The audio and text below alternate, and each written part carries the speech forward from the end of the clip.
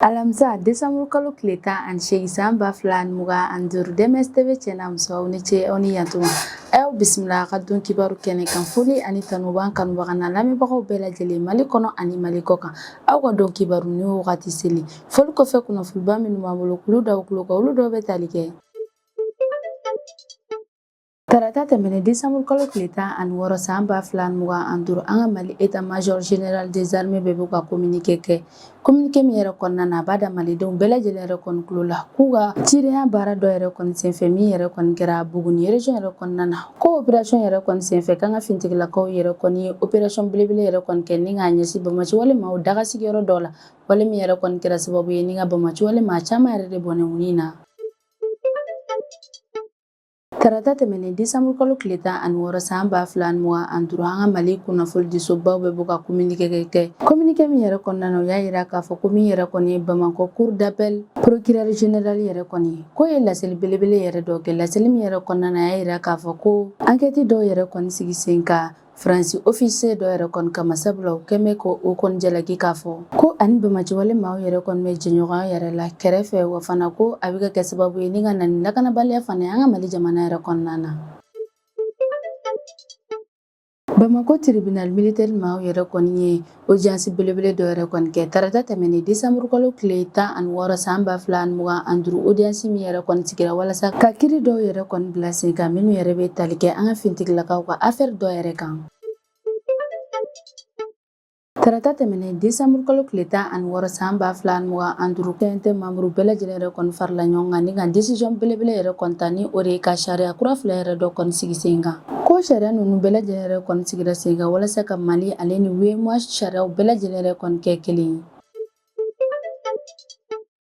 Tarata tɛmɛnen Desanburu kalo tile 16 san 2025 ko Donald Trump ni o ye États-Unis jamana ɲɛmaa yɛrɛ k'ale yɛrɛ kɔni y'a tɛgɛnɔ bila décret dɔ yɛrɛ kɔni kan a ka jamana lakananiko yɛrɛ la. Donald Trump ka o décret yɛrɛ kɔnɔna na a yirara k'a fɔ ko jamana dɔw yɛrɛ kɔni tɛna se ka don États-Unis jamana yɛrɛ kɔnɔna na ka sababu kɛ lakanabaliya yɛrɛ kɔni o jamana ninnu yɛrɛ bɛ tali kɛ Mali, Burkina, Niger fo ka taa se jamana caman wɛrɛ yɛrɛ fana ma.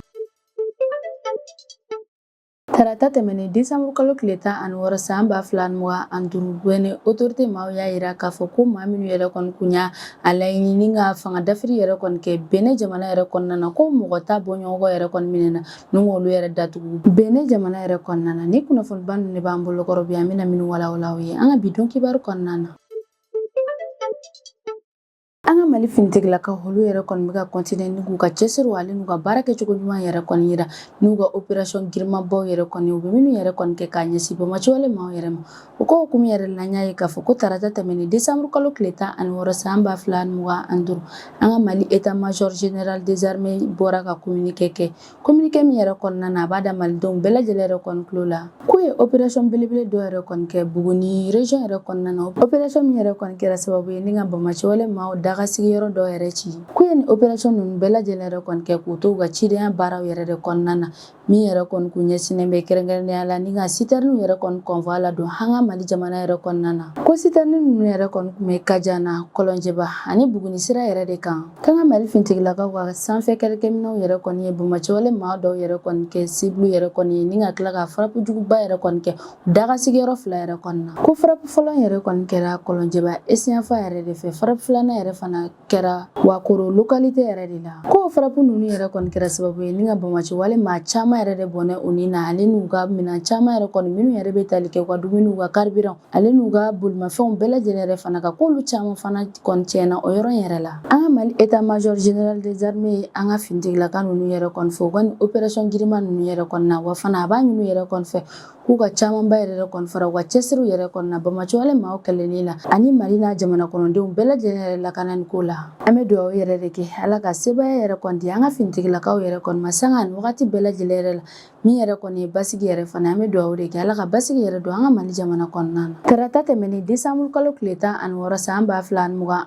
an ka Mali kunnafoni disoba ni an b'u wele de ko ORTM olu yɛrɛ kɔni bɔra ka communiqué kɛ communiqué yɛrɛ kɔnɔna na u y'a yira k'a fɔ ko Bamakɔ cour d'appel procureur général yɛrɛ kɔni bɔra ka laseli belebele dɔ yɛrɛ kɔni kɛ min na a y'a yira k'a fɔ ko kɛlen bɛ ka enquête belebele dɔ yɛrɛ kɔni kɔni dayɛlɛ Faransi fintigilaka dɔ yɛrɛ kɔni kama ni ale tɔgɔ de ye ko lieutenant Yann Christian Bernard Vézilier. Communiqué y'a yira k'a fɔ ko lieutenant colonel Yann Christian k'ale yɛrɛ kɔni jalakilen don k'a fɔ k'a ye walejugu dɔw yɛrɛ de kɛ Mali jamana yɛrɛ kɔnɔna na. Sabula a yirala k'a fɔ ko min yɛrɛ ye lieutenant colonel Yann Christian ye k'ale yɛrɛ kɔni de bɛ ka kɛ sababu ye ni ka na ni basigibaliya yɛrɛ Mali jamana yɛrɛ kɔnɔna na. O y'a yira k'a fɔ ko lieutenant Yann Christian k'ale de ka kɛ sababu ye fana ni ka basigibaliya yɛrɛ fana don Mali institution yɛrɛ fana kɔnɔna na. Wa k'a bɛ ka sira yɛrɛ fana bila Mali population yɛrɛ fana dusukun yɛrɛ kɔnɔna. Sabula a ka wale ninnu yɛrɛ bɛ ka kɛ sababu ye ni Mali jamana kɔnɔden caman yɛrɛ fana bɛ ka bila sira yɛrɛ kɔnɔna na. Mali procureur général y'a yira k'a fɔ ko Faransikaw fintigilaka yɛrɛ kɔni k'a ye jɛɲɔgɔnya yɛrɛ kɔni kɛ ani Mali jamana kɔnɔdenw ni ɲɔgɔn cɛ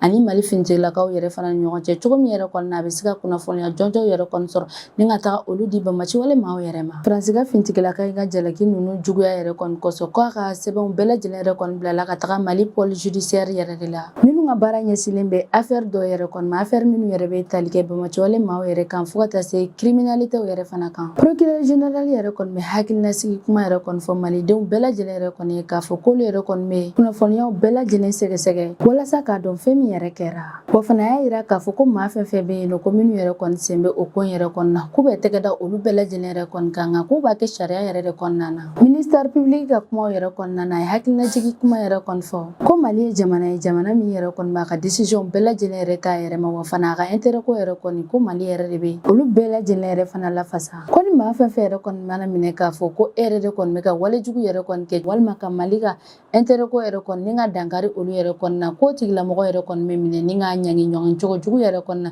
sariya yɛrɛ kɔnɔna na. Institution judiciaire maaw yɛrɛ kɔni bɛ malidenw bɛɛ lajɛlen yɛrɛ kɔni hakili lasigi k'a fɔ k'u yɛrɛ kɔni hakiliw bɛɛ lajɛlen yɛrɛ fara ɲɔgɔn kan sabula k'olu yɛrɛ kɔni bɛna sɛgɛsɛgɛli yɛrɛ kɔni kɛ ni affaire ko in yɛrɛ la wa fana k'u ka na walejugu foyi yɛrɛ de kɛ nin ko in na. U y'a yira malidenw bɛɛ lajɛlen yɛrɛ kɔni na k'olu yɛrɛ kɔni bɛ ni ka baaraw bɛɛ lajɛlen yɛrɛ kɔni kɛ kilennenya yɛrɛ la k'a sɔrɔ u ma don mɔgɔ si yɛrɛ gasi la walima ka sariya yɛrɛ fana sɔsɔ. Tarata tɛmɛnen décembre kalo tile 16 san 2025 ko Bamako tribunal militaire maaw yɛrɛ audience belebele dɔ yɛrɛ kɔni kɛ o don kofɔlen yɛrɛ kɔni na audience min yɛrɛ kɔni kɛra walasa k'an ka fintigilakaw ka affaire dɔw yɛrɛ kɔni kiiri tigɛ. K'u ka o audience yɛrɛ kɔni ɲɛmaaya yɛrɛ kɔni tun bɛ magistrat Asana Dolo yɛrɛ de bolo. U ka audience kɛyɔrɔ yɛrɛ la u ye baara yɛrɛ kɔni kɛ sɛbɛn 4 yɛrɛ de kan minnu yɛrɛ bɛ tali kɛ fintigilakaw ka cidenya baara yɛrɛ kɔni kan. O étape fɔlɔ yɛrɛ kɔni y'a yira k'a fɔ ko min yɛrɛ kɔni ye fintigilaka ninnu yɛrɛ kɔni k'u m'u ka cidenya baaraw bɛɛ lajɛlen yɛrɛ kɔni dafa sabula ko maa dɔw yɛrɛ kɔni bɔra u jɔyɔrɔ yɛrɛ la k'a sɔrɔ yamaruya yɛrɛ ma d'u ma. Sɛbɛn filanan y'a yira k'a fɔ ko fintigilaka ninnu yɛrɛ kɔni ma se ka u ka kɛlɛkɛminɛnw yɛrɛ kɔni mara ka ɲɛ k'o de kɛra sababu ye ni dɔw yɛrɛ fana ta tununna. A sabanan yɛrɛ o bɛ tali kɛ yuruguyurugu yɛrɛ de kan ko fintigilaka ninnu yɛrɛ fana dɔw bɛ yen nɔ k'olu ye yuruguyurugu yɛrɛ kɛ dɔw yɛrɛ fana arnaqiw yɛrɛ fana kɛ. A naaninan yɛrɛ ye min ye ko o fintigilaka ninnu yɛrɛ kɔni dɔw yɛrɛ kɔni jalakilen don k'a fɔ k'u ye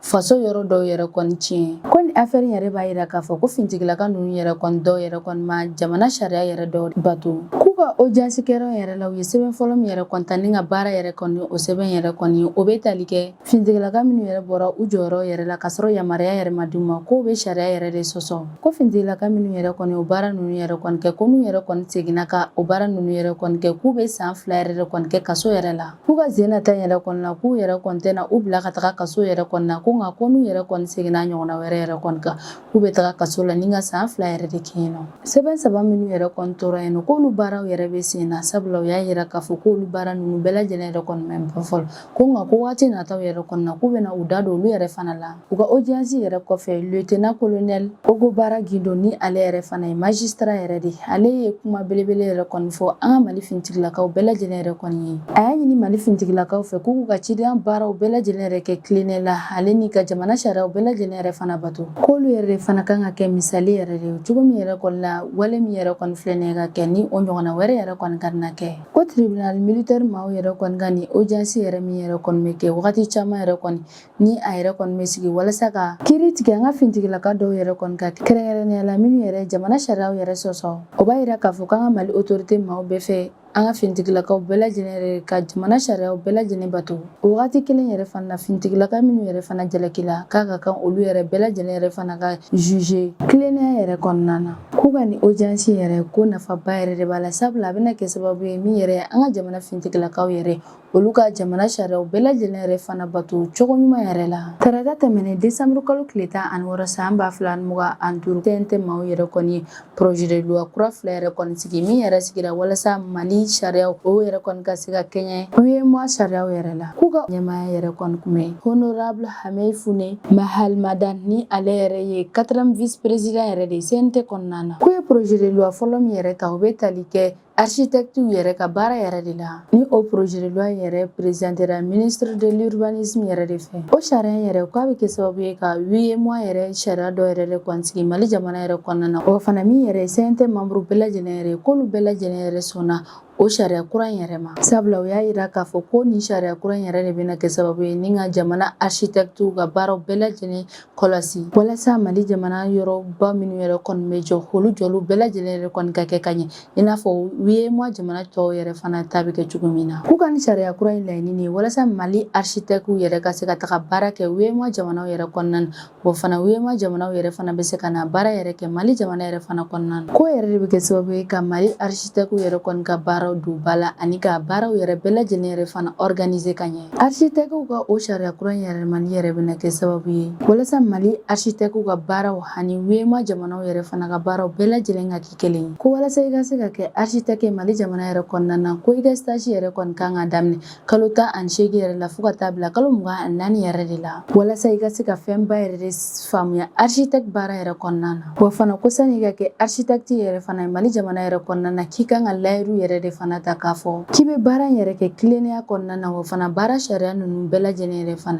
k'i b'olu yɛrɛ fana bɛɛ lajɛlen bato. Projet de loi filanan min yɛrɛ taara o bɛ tali kɛ an ka jamana foroba baarakɛyɔrɔ dɔw yɛrɛ de la. Ko sariya yɛrɛ bɛna kɛ sababu ye ni ka yɛlɛmaba yɛrɛ de don sariya kɔrɔ yɛrɛ la min yɛrɛ kɔni kun sigira. Ko yɛlɛma yɛrɛ donna o fana la walasa Mali sɔrɔko baaraw yɛrɛ hale ni UEMOA sɔrɔko baaraw bɛɛ lajɛlen yɛrɛ fana bɛ se ka kɛ kelen ye. Ko sisan yɛrɛ kɔni walasa an ka foroba baarakɛyɔrɔ dɔw yɛrɛ kɔni ka budget yɛrɛ ka se ka yira ko fɔ ni yɔrɔ fila yɛrɛ bɛ yen nɔ ni olu y'u ka jɛn yɛrɛ kɔni di ko a budget yɛrɛ bɛ sɔrɔ ka yira. A fɔlɔ bɛ tali kɛ o établissement maa ninnu yɛrɛ kɔni ka ɲɛmɔgɔw ka jɛni kan. Filanan yɛrɛ min yɛrɛ ye Mali ministre des finances et de l'économie yɛrɛ ale ka jɛni kan. Nin m'a yira k'a fɔ k'u k'a ta sisan yɛrɛ kɔni na ko walasa Mali foroba baarakɛyɔrɔ dɔw yɛrɛ kɔni ka budget yɛrɛ kɔni ka se ka yira ko fɔ ni o baarakɛyɔrɔ maa ninnu yɛrɛ kɔni ka ɲɛmɔgɔ ni olu yɛrɛ kɔni sɔnna k'u ka jɛn yɛrɛ di fo ka taa se Mali ministre des finances et de l'économie yɛrɛ fana ka jɛn ma ko a bɛ sɔrɔ ka bila sen yɛrɛ kan ko ni olu yɛrɛ kɔni ma sɔn fiyewu ko a budget yɛrɛ kɔni tɛ se ka bila sen kan. O y'a yira k'a fɔ k'olu ka ni sariya ninnu yɛrɛ kɔni de bɛna kɛ sababu ye walasa ka Mali wari yɛrɛ kɔni bɛɛ lajɛlen la baara cogo yɛrɛ kɔlɔsi ka ɲɛ ani k'u bali ka bɔ filiw bɛɛ lajɛlen fana ma cogo min yɛrɛ la u bɛ se k'u ka baara yɛrɛ kɔni kɛ jɛlenya yɛrɛ kɔnɔna na. Ko ni projet de loi fila ninnu yɛrɛ kɔni tali Mali CNT maaw yɛrɛ kɔni fɛ k'o b'a yira k'a fɔ ko Mali autorité maaw yɛrɛ bɛɛ fɛ ka ɲɛtaga yɛrɛ de don Mali sariyaw yɛrɛ la wa k'a bɛ Mali ka laɲini fana de yira ni o de ye ka UEMOA sariyaw bɛɛ lajɛlen yɛrɛ fana bato cogo min yɛrɛ la Mali bɛ se ka jɛɲɔgɔnya sɛbɛlama yɛrɛ kɔni kɛ ani UEMOA jamanaw yɛrɛ ni ɲɔgɔn cɛ. Sisan an bɛ tɛmɛ ni an ka jamana kɔ kan kibaru yɛrɛ.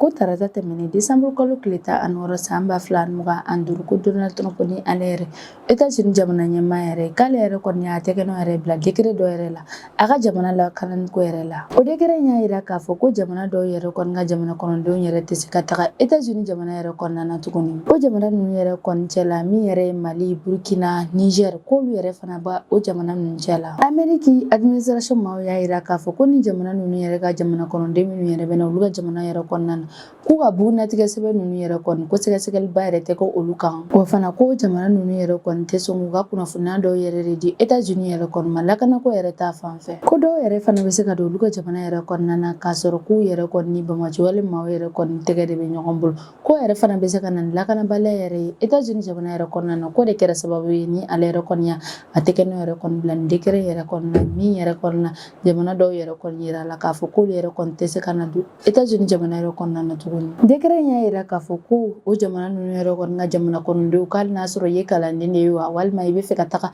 États-Unis jamana yɛrɛ kɔnɔna na ni ka taa wari ɲini yɛrɛ kɔni de la k'u si yɛrɛ kɔni tɛ don ale ka jamana kɔnɔna na. Décret in b'a yira k'a fɔ ko jamana minnu yɛrɛ kɔni fɔra k'olu yɛrɛ kɔni tɛ don États-Unis jamana yɛrɛ kɔnɔna na ko jamana kɔnɔden minnu yɛrɛ kɔni bɛ b'u ka jamana yɛrɛ kɔnɔna na ka taga ni kalan siraw yɛrɛ ka taa walima k'i bɛ taga sigi États-Unis jamana yɛrɛ kɔnɔna na ko a yamaruyalen fosi yɛrɛ de t'u ma ko ka se olu ka jamana kɔnɔ. Ko nka ko k'a dɔw yɛrɛ kɔni bɛ yen nɔ ni kumaɲɔgɔnya yɛrɛ kɔni bɛ se ka kɛ olu yɛrɛ kɔni kan n'olu bɛ se ka don États-Unis jamana kɔnɔna na. Jamana minnu yɛrɛ kɔni fɔra k'a fɔ k'olu ka jamana kɔnɔdenw tɛ se ka don États-Unis jamana yɛrɛ kɔnɔna na k'ali n'a sɔrɔ i ye kalanden walima touriste walima e yɛrɛ kɔni bɛ fɛ ka taa États-Unis jamana yɛrɛ kɔnɔna na ni ka taa wari ɲini yɛrɛ kɔnɔna o jamana ninnu yɛrɛ bɛ tali kɛ Mali, Burkina, Niger, Soudan du Sud, Tchad, République du Congo, Guinée, Équatoriale, Érythrée, Libye, Somalie fo ka taa se Tchad yɛrɛ ma k'a yamaruyalen foyi de tɛ ni jamana ninnu yɛrɛ kɔni jamana kɔnɔdenw yɛrɛ ka se États-Unis jamana yɛrɛ kɔnɔna na ko nka ko k'a dɔw yɛrɛ kɔni bɛ yen k'olu yɛrɛ kɔni senfɛ k'u bɛ se ka don États-Unis jamana yɛrɛ kɔnɔna na ni États-Unis ale ka intérêt yɛrɛ bɛ sɔrɔ a la. Décret in y'a yira k'a fɔ ko jamana dɔw yɛrɛ kɔni bɛ yen nɔ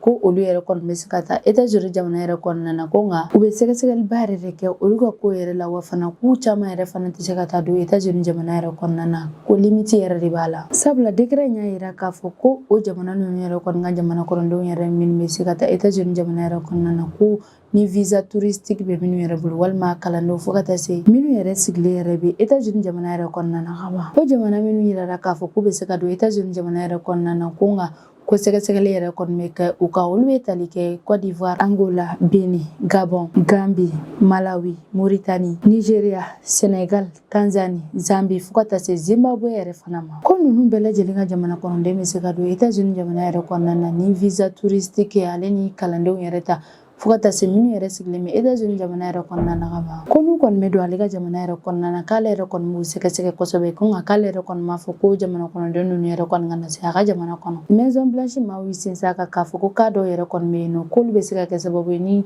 nin jamana kɔnɔden ninnu yɛrɛ bɛ se ka don États-Unis jamana yɛrɛ kɔnɔna na n'a sɔrɔ ni États-Unis yɛrɛ ka intérêt yɛrɛ b'o la. Ani green card yɛrɛ bɛ maa minnu yɛrɛ fana bolo États-Unis jamana yɛrɛ kɔnɔna na k'olu yɛrɛ fana bɛ se ka don sanga ni wagati bɛɛ lajɛlen yɛrɛ fana la. Ko ni maa minnu yɛrɛ fana ye États-Unis visa yɛrɛ kɔni ta yanni décret in yɛrɛ kɔni ka bɔ k'olu yɛrɛ fana bɛ se ka don États-Unis jamana yɛrɛ kɔnɔna na. Décret in y'a yira k'a fɔ ko ni sariya ninnu bɛɛ lajɛlen yɛrɛ kɔni taara États-Unis yɛrɛ kɔni fɛ ka sababu kɛ États-Unis ka lakanako yɛrɛ kɔni sabula ko wagati tɛmɛnenw yɛrɛ kɔnɔna na ko basigibaliya dɔ yɛrɛ kɔni donna États-Unis jamana yɛrɛ kɔnɔna na o de kɛra sababu ye ni u ye nin décision belebele yɛrɛ kɔni ta. Tarata tɛmɛnen décembre kalo tile 16 san 2025 Benin gouvernement maaw yɛrɛ kɔni bɔra ka lajɛli dɔ kɛ min na u y'a yira k'a fɔ ko maa 30 bɔɲɔgɔn yɛrɛ kɔni minɛna Benin jamana yɛrɛ kɔnɔna na minnu yɛrɛ kɔni kun y'a laɲini ka fanga dafiri yɛrɛ kɛ Benin jamana yɛrɛ kɔnɔna na. Wagati tɛmɛnenw la k'u ye olu maa ninnu bɛɛ lajɛlen yɛrɛ kɔni minɛ ni ka t'u bila kaso yɛrɛ la. Benin tribunal maa minnu yɛrɛ kɔni sigilen bɛ ni ka dankari walejugu bɛɛ lajɛlen yɛrɛ la Benin jamana yɛrɛ kɔnɔna na olu y'a yira k'a fɔ ko maa 30 bɔɲɔgɔn min yɛrɛ kɔni minɛna k'a kilan bɛɛ lajɛlen yɛrɛ kɔni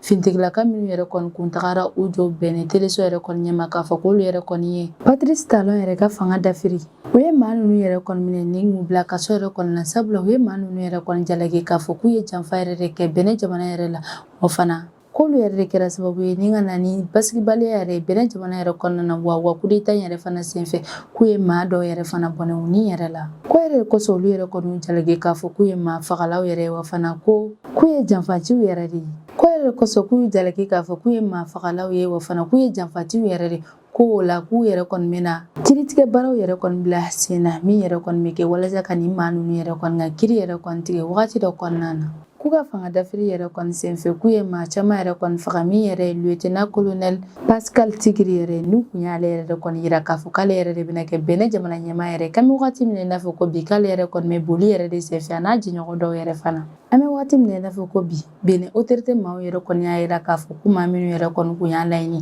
ni ka fanga dafiri yɛrɛ kɛ Benin jamana yɛrɛ kɔnɔna na k'u yɛrɛ kɔni sera k'u tɛgɛ da o maa 30 bɔɲɔgɔn yɛrɛ kɔni kan cogo min yɛrɛ kɔnɔ u bɛ se ka na kiiritigɛ baaraw yɛrɛ kɔni daminɛ ni maa ninnu yɛrɛ kɔni ka ko yɛrɛ kan. Ni ne bɛ dan sigi an ka bidon kibaruw kan an bɛ sigi k'an kanubaga n'a lamɛnbagaw bɛɛ lajɛlen fɔ Mali kɔnɔ ani Mali kɔ kan aw k'an mɛn don n'a nata don kibaru kɛnɛw kan.